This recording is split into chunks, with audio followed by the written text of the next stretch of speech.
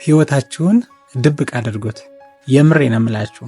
ደስተኛ የትዳር ህይወታችሁን፣ የሚያማምሩ ልጆቻችሁን፣ ስኬታችሁን በሶሻል ሚዲያ አታጋሩት፣ አታሳዩት፣ የምር አታደርጉት።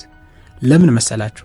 በሶሻል ሚዲያ የምታዩቸው አሪፍ ኮሜንቶች እውነት አይደሉም፣ ፌክ ናቸው፣ የውሸት ናቸው።